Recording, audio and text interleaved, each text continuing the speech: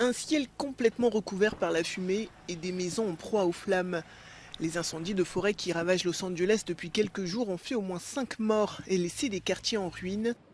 Selon les données des pompiers de Californie, plus de 2000 bâtiments ont été détruits ou endommagés dans les deux foyers principaux, Pacific Palisades et Eaton.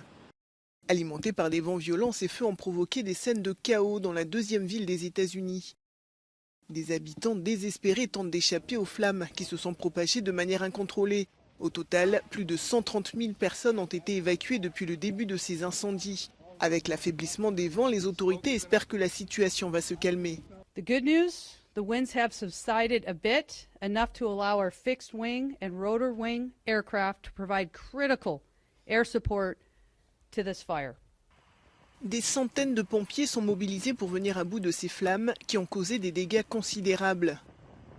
Des quartiers huppés ont été touchés, notamment à Pacific Palisades, connu pour ses villas à plusieurs millions de dollars. Certaines célébrités ont vu leurs maisons détruites.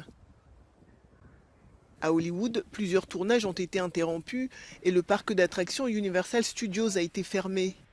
Pour Donald Trump, le responsable de cette catastrophe n'est autre que Gavin Newsom, le gouverneur démocrate de Californie.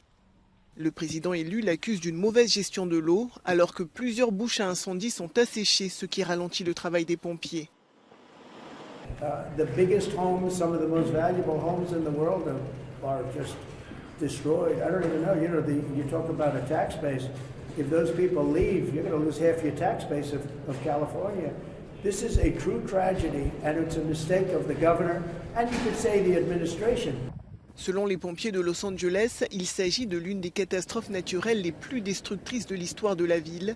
Ces feux, inhabituels pour la saison, sont notamment dus à une forte sécheresse. Ces 6 derniers mois, il n'est tombé que 4 mm de pluie à Los Angeles. Selon un récent rapport de l'ONU, le nombre d'incendies risque d'augmenter sensiblement dans les prochaines années aux États-Unis, mais également dans le reste du monde.